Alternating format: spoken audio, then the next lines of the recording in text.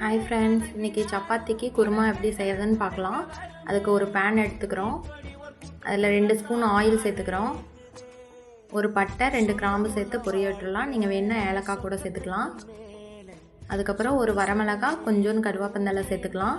ஒரு medium size வெங்காயம் cut பண்ணி வச்சுருக்கேன், அதை சேர்த்துக்கலாம். இன்றைக்கி நான் வெஜிடபிள்ஸ் ஒரு கேரட், ஒரு உருளைக்கிழங்கு எடுத்து வச்சுருக்கேன். நீங்கள் வேணால் காலிஃப்ளவர் அந்த மாதிரி கூட சேர்த்துக்கலாம். இது 2 நிமிஷம் வணங்கினதுக்கப்புறம் நமக்கு ஒரு மீடியம் சைஸ் தக்காளி கட் பண்ணி வச்சுருக்கேன், அதை ஆட் பண்ணிக்கலாம்.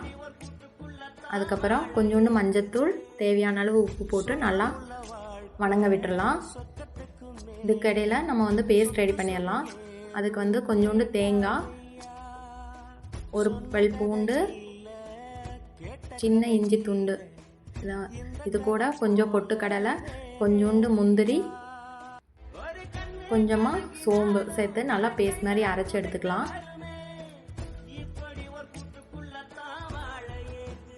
இப்போ பாருங்கள், காய் நல்லா வெந்துருச்சு. அந்த பேஸ்ட்டை ஆட் பண்ணிக்கலாம். உங்களுக்கு எவ்வளோ தண்ணி தேவையோ அந்த அளவுக்கு நீங்கள் ஆட் பண்ணிக்கோங்க. நான் இதை கூட கோகோனட் மில்க் சேர்த்துறேன், அது டேஸ்ட் நல்லாயிருக்கும். நீங்களும் வேணால் ஆட் பண்ணிக்கோங்க, இல்லைன்னா ஸ்கிப் பண்ணிடுங்க. இப்போ நல்லா கொதிக்குது. இதுக்கப்புறம் கொஞ்சமாக கொத்தமல்லி தழை போட்டு அடுப்பை ஆஃப் பண்ணிடலாம். உங்களுக்கு இந்த வீடியோ பிடிச்சிருந்தா லைக் பண்ணுங்கள், ஷேர் பண்ணுங்கள், சப்ஸ்கிரைப் பண்ணுங்கள். தேங்க்ஸ் ஃபார் வாட்சிங்.